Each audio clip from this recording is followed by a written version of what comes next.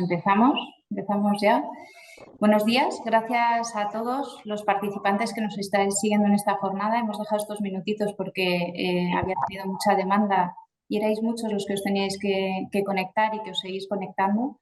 Pero bueno, yo voy introduciendo esta jornada de presentación del proyecto y la iniciativa con FECOE Implica, y gracias a SEFAPI por organizar este encuentro. La presentación de hoy quiero incidir en que demuestra una vez más el esfuerzo que hacen las empresas, nuestras empresas y los sectores comprometidos con la economía circular y también comprometidos en dar respuesta a las nuevas exigencias normativas, siempre buscando la eficiencia en el uso y la gestión de los recursos que empleamos para nuestras actividades empresariales. Como sabéis, las recientes iniciativas en materia de economía circular y ya en vigor y algunas que están en fase de aprobación y de tramitación, plantean obligaciones que persigan una modificación muy sustancial de los patrones, no solo de producción, sino también los patrones de consumo, para incidir siempre en las escalas superiores de los principios de la jerarquía de gestión de residuos. La senda se define a nivel europeo con el nuevo Plan de Acción de Economía Circular 2.0, también Pacto Verde 2019 y en el ámbito estatal la Ley 7/2022 de residuos. La ley española, en concreto, refuerza la aplicación del principio de la jerarquía de gestión de residuos mediante la obligatoriedad de instrumentos económicos y de nuevas medidas en prevención, en producción y en gestión de los residuos. Así, además de introducir las dos figuras que han sido a lo mejor las más polémicas cuando se publicó la ley de impuesto a envases de plástico no reutilizable o el impuesto al depósito de vertedero, incineración y coincineración, también transpone los requisitos mínimos para la responsabilidad ampliada del productor, de manera que, siguiendo el principio de quien contamina paga, delimita obligaciones para la financiación de los costes de la gestión de residuos y en qué medida la industria que pone productos en el mercado debe contribuir a la gestión de los residuos generados por dichos productos. Además, con el Real Decreto de Envases y Residuos de Envases, que se aprobó posteriormente, y además en el que va a entrar José Luis más en detalle, yo no me voy a detener en el articulado, pero sí quería mencionaros que ahí se adelantan ya compromisos que se están debatiendo aún a nivel europeo y aunque sean muchos de carácter orientador. Una de las grandes novedades del Real Decreto principalmente es la temática que vamos a tratar en la jornada de hoy. Siguiendo la directiva europea, obliga a constituir sistemas de responsabilidad ampliada del productor para todos los envases con independencia de su destino. Que su destino sea el consumidor doméstico, comercial o industrial. Y además precisa obligaciones financieras y organizativas. Antes estas obligaciones, como sabéis, solo aplicaba cuando los envases eran destinados al consumidor doméstico. Además de que la obligación de la RAP es compleja y supone una revolución en la responsabilidad actual de todos los agentes, los plazos que establece este Real Decreto de Envases para el cumplimiento son muy exigentes. Las empresas deben responsabilizarse, financiar y organizar la gestión de los envases y embalajes que ponen en el mercado cuando venden sus productos y también para los envases industriales comerciales. Desde COE creemos que es importante dar difusión a la existencia de los diferentes scraps relacionados con nuestros socios con el fin de facilitar la adaptación de las empresas y los sectores a las nuevas exigencias. Así que, sin más, os voy a dejar con José Luis para que introduzca más en detalle la importancia del problema y cómo se refleja en la normativa y posteriormente Óscar, Laura y luego Carlos pues serán los que nos den más datos sectoriales y también nos aterrizarán soluciones prácticas a estos retos que se nos presentan. Así que, José Luis, si quieres, por favor. Muy bien, pues muchas gracias, Cristina. Vamos a abrir la presentación. Y bueno, lo primero de nada, pues gracias a COE por haber organizado este encuentro, que creo que está muy bien traído al momento en el que ya se nos están acabando los plazos y, por supuesto, a los asistentes por el haber respondido a la convocatoria, ¿no? Bueno, lo que vamos a tratar hoy, por mi parte, es simplemente poner en ruedo, en suerte, este problema entiendo que muchos de los puntos que vamos a tratar ya son conocidos por la gran mayoría, otros los habréis tratado dentro de vuestras propias organizaciones patronales. Mira, dale aquí para que sea la presentación. Ahí está. Vale, la estáis viendo, supongo. Bien, entonces, lo que os decía es poner simplemente en situación el tema. Como bien ha dicho Cristina, tenemos una legislación de referencia que es la legislación 7/22, que es la ley de residuos, que lo que va es en la línea de transformación. Ya sabéis que el criterio de transformación no solamente es un nombre tal cual, sino que además lo que plantea es un proyecto político en los que se quiere dar la vuelta con un calcetín a la manera en la que vendemos, compramos, nos comportamos, usamos los residuos, usamos los productos, etcétera. Y para este tema, por esta transformación, los residuos es un tema capital, puesto que es el punto central. Todo genera un residuo. Luego, todas las empresas se dediquen a lo que se dediquen, quizás a lo mejor con la pequeña excepción de algunos servicios, van a verse afectados por esta legislación. La legislación, la ley 7/22, pues es el primer punto central del desarrollo del régimen de responsabilidad ampliada, como ha dicho Cristina, es la base y hace referencia a distintos reales decretos en los que se desarrolla el tema. Lamentablemente, el régimen de responsabilidad ampliada está tomando un cauce en el que más que responsabilidad ampliada del productor se está yendo hacia un criterio de responsabilidad en exclusiva. En muchos casos. Yo creo que se ha perdido un poco el foco de lo que realmente supone el principio de contamina paga, que siempre lo hemos entendido como que el genera el residuo es el que se tiene que hacer responsable de ese residuo, ¿no? Al margen de que efectivamente el proveedor pues tenga que tener esa responsabilidad ampliada o esa influencia de algún tipo respecto a esos productos, ¿no? Pero no la exclusiva. Al menos esa es mi opinión. Este régimen de responsabilidad ampliada, que viene en el título 4 de la ley, pues lleva una serie de obligaciones de organización, de convenios con las administraciones públicas, de garantías financieras, de acuerdos con los gestores, de creación de distintos tipos de registros en las que las empresas se tienen que apuntar. Es una obligación administrativa prácticamente para todas las empresas, también para las empresas extranjeras. De alguna manera, aquí se está generando una situación en la que muchos proveedores de fuera de España pues se van a ver afectados y muy probablemente, si estamos hablando de que a nivel nacional el conocimiento es escaso, pues a nivel extranjero pues todavía con mayor nivel. Y sobre todo una parte importante que es el régimen sancionador que viene recogido en esta ley, por lo cual no nos podemos olvidar de este tema.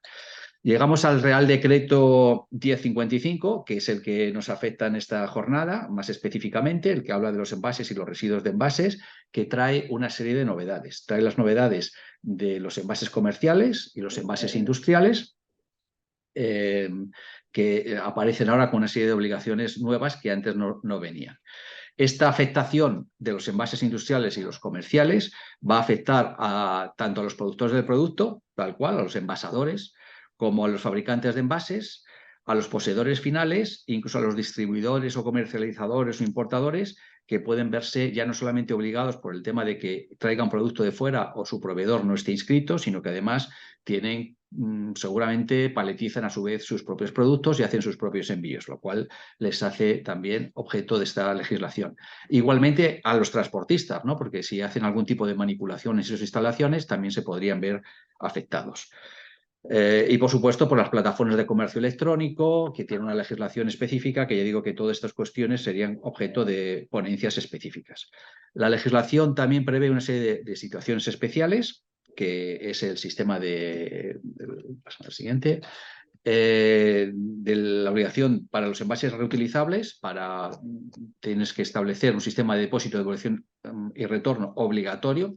Antes esto no era necesario y ahora sí que va a ser necesario para aquellos envases que son reutilizables. Otro de los casos especiales es lo que se puede llamar los alquileres de envases, esas empresas que lo que hacen es te alquilan el envase y luego ellos lo recogen allá donde se encuentre. Y, por supuesto, la posibilidad de establecer sistemas de depósito, devolución o retorno de carácter voluntario. En un resumen rápido, situaciones en las que nos podemos dar, yo creo que se establecen tres posibilidades, ¿no? Para los envasadores que asumen la responsabilidad en los casos de envases industriales, cabe la posibilidad de establecer un sistema individual, lo que se llamaría un SIRAP, establecer un SCRAP, que es un sistema colectivo de responsabilidad ampliada, y dentro de estos, sería un subtipo realmente de estos dos primeros, los sistemas de depósito, de devolución y retorno, que tendrían unas especificidades concretas. Los fabricantes de envases, para el caso de la parte de los envases industriales, hay un apartado especial en el artículo 41.3 que permite que con un acuerdo con el proveedor de envases, no necesariamente fabricante, puede ser el proveedor suministrador que lo traiga de fuera, sea él el que se encargue de todas estas obligaciones, facilitando un servicio adicional o añadido a sus clientes y quitándoles de muchas de estas obligaciones y preocupaciones, lo cual es una de las posibilidades. Y también hay que tener en cuenta que los poseedores finales, al igual que pasaba con los distribuidores y demás, también tienen un papel a jugar, no quedan totalmente excluidos. El principio quien contamina paga sigue vigente y cabe la posibilidad de hacer acuerdos con esos poseedores finales al margen de que ellos tienen también obligaciones de información a todo el sistema. No hay que olvidar que todo esto implica un coste. Por un lado, una obligación de garantía financiera, que para mí es una especie de multa preventiva, ¿no? Ya de alguna manera te piden un dinero por si acaso no cumples. Esto, pues, como decía yo antes, que afecta a todos los sectores, pues seguramente los sectores de banca, pues es un tema que también se ven afectados en este tema, porque aquí tienen un nicho de mercado que les puede también venir muy bien. Y luego las infracciones. En principio hemos puesto las que se consideran leves. Vamos a pensar que no pasemos a muy graves, que son las que pueden tener una afectación sobre el medio ambiente, pero el no constituir estos o no participar en estos sistemas, pues tiene una sanción entre 2.000 y 100.000 euros. Habrá que ver esa graduación, realmente es bastante amplia, pero ¿dónde está? ¿No? E incluso pues, los criterios en los que se van a suponer. Esto al margen de los costes adicionales que va a tener el montar todo este sistema. Existe, por supuesto, otra serie de obligaciones como reducción de peso, porcentajes de reciclabilidad y demás, contenido de plástico, que cada sistema tiene que entrar. Hay un par de temas que yo creo que son importantes señalar, porque son detallitos de los que realmente las empresas tienen que estar al corriente. Uno es la obligación de la inscripción a la sección de envases. Lamentablemente, el número que están recogiendo la Administración a fecha de hoy es muy inferior al que debiera ser, lo cual indica que hay un desconocimiento generalizado en todos los sectores. Vamos a ver qué ocurre con este problema. Y además, cuando haces esa inscripción, te dan un número que tiene que ir identificado en la factura. Y los comercializadores, distribuidores y demás debieran de estar ya verificando en sus facturas que ese número de registro aparece reflejado en la factura. Esto, por ejemplo, lo hemos hablado desde nuestra asociación con la Organización de Grandes Almacenes, porque, claro, a ellos también, veis que con lo que estaba comentando antes, realmente es que estamos afectados prácticamente todos los sectores. También tienen que ocuparse de que sus proveedores les estén suministrando las facturas con los números correspondientes. Tenemos un cuadrito que hemos sacado de un documento que ha presentado el propio Ministerio. Una idea de la complejidad del tema es que han sacado un documento de dudas y respuestas breve que es de 170 páginas, al margen de la legislación que ya tenemos que manejar. Bueno, pues dentro de este documento se establece esta serie de opciones, ¿no? De quién se tiene que inscribir y cómo, ¿no? Entonces caben las opciones, bien que lo haga el envasador directamente, que lo haga el fabricante de envases en el caso de que tome esa iniciativa, que lo hagan los distribuidores, porque hay que recordar que están afectados, y de hecho es uno de los ejemplos que viene, una heladería que facilita a los niños sus helados en un cono de papel o en una tarrina, pues debe de estar inscrita. Y si no está inscrito a ellos, pues debería ser su proveedor el que lo hiciera. Cosa que, a vista de los números de inscripciones, seguramente sea carácter dudoso. Lo que comentaba al principio, los plazos, pues se nos echan encima. Tenemos el plazo para constituir todos los sistemas a finales de este año y todo el año que viene para terminar de apuntarnos, de tal manera que en enero del 25 comencemos.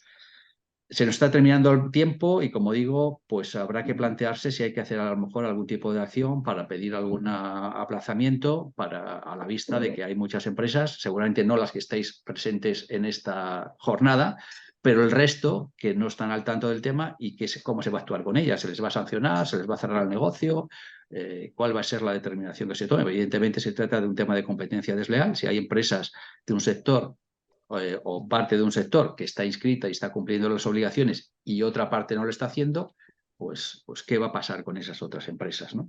Y aparte que está pendiente el tema del reglamento europeo, que está a puntito de llegar con nuevas novedades y demás, con lo cual el criterio de convendría esperar a ver qué pasa, vamos a darnos un año más, yo creo que tampoco es una locura de propuesta por parte de las organizaciones empresariales.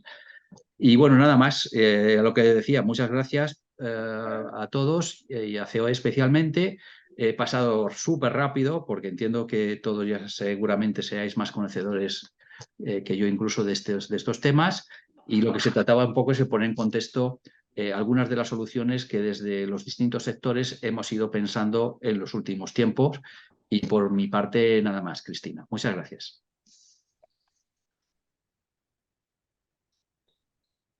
Muchas gracias, José Luis.